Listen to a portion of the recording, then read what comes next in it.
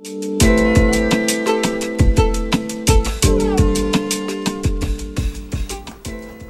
d'être ce qu'on appelle groundé, d'être bien enraciné, oui, c'est hyper important parce que pas être bien enraciné, ben tu pousses tout croche dans la société. Alors, mieux tu es enraciné, pas nécessairement que tu pousses droit, mais tu pousses plus.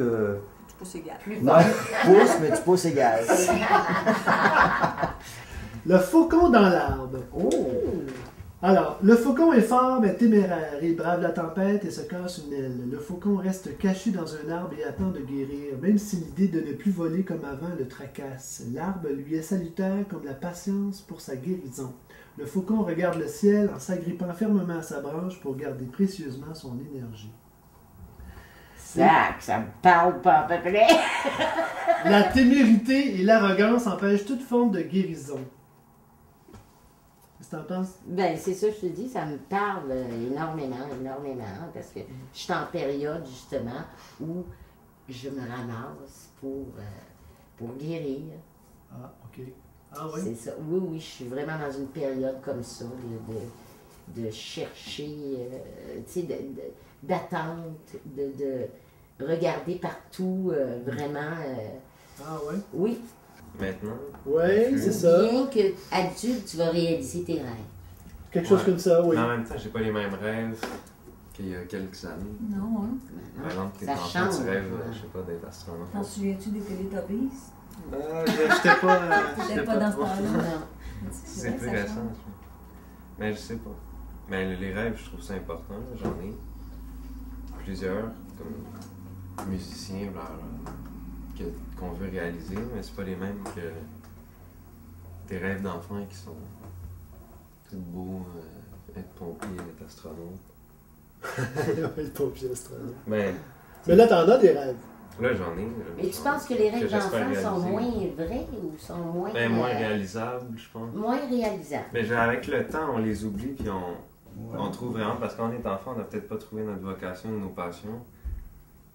Puis ça se concrétise plus on vieillit, comme j'aurais jamais pensé vouloir aller en musée, étant enfant ou en cinéma. Ok. Plus tu vieillis, plus tes intérêts... Tu découvres des intérêts. Ouais. Je te dis... Non, mais c'est vrai, je trouve qu'en thérapie, souvent, il faut... c'est comme je disais, les gens ils m'apportent véritablement leur pellicule de film. Puis je les fais parler, puis ils développent leur film, puis ils développent leur vie, puis ils voient d'où c'est que ça vient, leurs problèmes, etc. Mais souvent, ça demande mon silence à moi. Donc, ce que je procure en thérapie, c'est une espèce de creuset de silence pour que l'autre personne puisse se développer.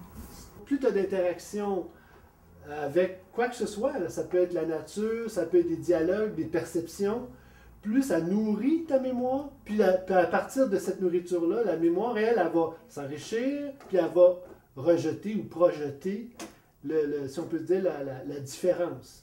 On prend un exemple, surtout chez les artistes, c'est la même chose. Tu es un artiste, puis là, à un moment donné, tu vas te nourrir d'une histoire, tu vas te nourrir d'une image. Moi, j'appelle ça des flashs. Des flashs, bon, tu sais, tu dis, moi, je m'inspire des arbres, je m'inspire du ciel, je m'inspire, à partir de là, je vais faire une œuvre. Mais l'œuvre, c'est ce que tu projettes après avoir absorbé certains éléments inspirants. Alors, c'est comme ça que la mémoire marche. Elle aspire, respire. C'est une respiration. Alors, c'est pour ça que, bon, je dis, si on veut, on parle du principe qu'il y a une capacité d'absorber puis de rejeter, c'est sûrement au niveau des ondes, puis les couleurs, comme c'est facile de les absorber puis c'est facile de les projeter, ben, tout le jeu est basé sur l'utilisation des couleurs pour véhiculer ou comprendre cette pulsation-là. J'aime beaucoup l'idée de la pulsation, par exemple. Oui. Parce que, c'est-à-dire de la respiration de la mémoire. Mais c'est un concept, là, c'est flyé, mais j'aime beaucoup ça parce que ça ressemble au corps. Okay. Je pense que toutes les fonctions de l'être humain, ils ont un substrat physique, il y a une correspondance dans le corps. J'aime beaucoup l'idée de la respiration. C'est la représentation d'une émotion. Okay. Il y a une rencontre. C'est pas mal bien. Il y a une rencontre, il y a un contact à l'intérieur et tout. Puis là, ben, il y a un petit battement, là, tu sais, Ça, c'est normal. Il y a un Tout d'un coup, mouvement aussi. On, c'est on toi. est remué. Ah, c'est toi! Ah, c'est moi! Ah, c'est nous! Tu parles devant le miroir. Ça, Ça c'est peut être un gros battement. La montée du désir. Ben non, c'est une Non. émotion. Non, c'est ça. Faut pas pas être trop lâcher. fort, Non, là. non, non, Dieu, c'est là. une L'émotion émotion. est plus petite. Mais on voit que ça laisse des traces dans le corps quand même. C'est comme une émotion, c'est pas ok. dans les airs. Tu sais, ça a commencé, Ça avait pulse, presque- ça hein? avait presque rien, puis d'un coup,